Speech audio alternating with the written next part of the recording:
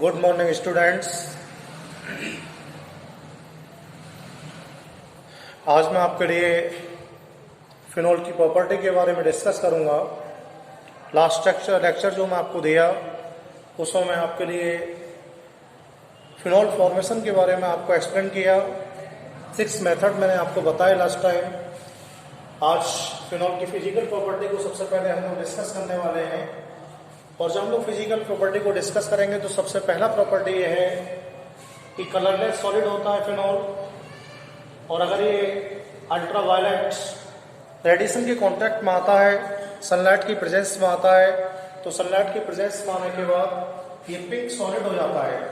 जैसे life boy का साबुन होता है ना, लाइफ बॉय के साबुन की तरह हो जाता है, स्लोपी टाइप का, चिकना हो जाता है बहुत ज्यादा। तो ये इसका पहला प्रॉपर्टी है।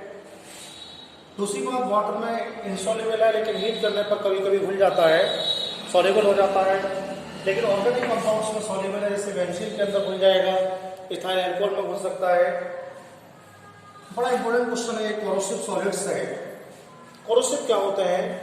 जो स्किन के कांटेक्ट में आने के बाद हम लोग को बर्न कर देते हैं, जला देते हैं, उन सबस्टेंस को हम लोग कोरोसिव सबस्टेंस कहते हैं। तो फिनोल जब भी कभी यूज किया जाएगा लेबोरेटरी में तो एक कोरोसिव बिहेव को शो करता है, इसलिए हम लोग इसको यूज करते समय हैंड ग्लिव्स का यूज जरूर करेंगे। इसकी जो मेल्टिंग पॉइंट वैल्यू है वो 315 केल्विन है। इसकी जो मेल्टिंग पॉइंट वैल्यू है वो 315 केल्विन है।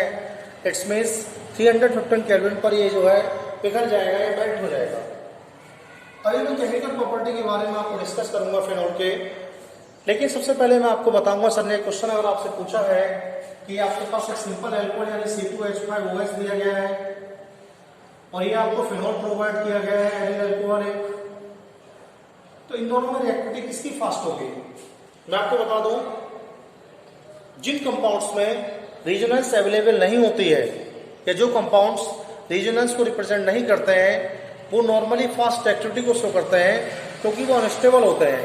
और जिन कंपाउंड्स में रीजनेंस आता है तो कंपाउंड्स स्टेबल हो जाते हैं। और देखिए मैं आपको बताता हूँ कि जो C2H5OH है उसमें रीजनेंस की कोई भी पॉसिबिलिटी नहीं है क्योंकि इसके अंदर अनसैचुरेशन नहीं है, इसलिए इसमें कोई रीजनेंस पॉसिबल नहीं होगा। लेकिन जो फिनोल हमारे पास है, फिनोल के स्ट्रक्चर को अगर आप चेक करेंगे तो उसमें 3 अल्टरनेट डबल बॉन्ड है, 3 अल्टरनेट डबल बॉन्ड है। इस वजह से इसमें रीजनेंस पॉसिबल होगा। और जिनमें रीजनेंस पॉसिबल होता है उनमें डबल बॉन्ड करेक्टर आ जाती है, डबल बॉन्ड करेक्टर आ जाती है। और डबल बॉन्ड क्या होता है, सिंगल बॉन्ड की कंपेयर में ज्यादा स्टेबल होता है, इसलिए रीजनेंस वाले कंपाउंड्स जो है वो मोर स्टेबिलिटी को शो करते हैं कंपेयर देन नॉन रीजनेंस कंपाउंड्स। इसलिए आप ध्यान रखेंगे C2H5OH जो है और जो C6H5OH है उनमें C2H5OH फास्ट रिएक्टिविटी को रिप्रेजेंट करेगा, जबकि C6H5OH यानी फिनोल स्लो रिएक्टिविटी को रिप्रेजेंट करेगा। अभी इसका रीजनेंस मैं आपको स्टडी कराऊंगा केमिकल प्रॉपर्टी में आगे।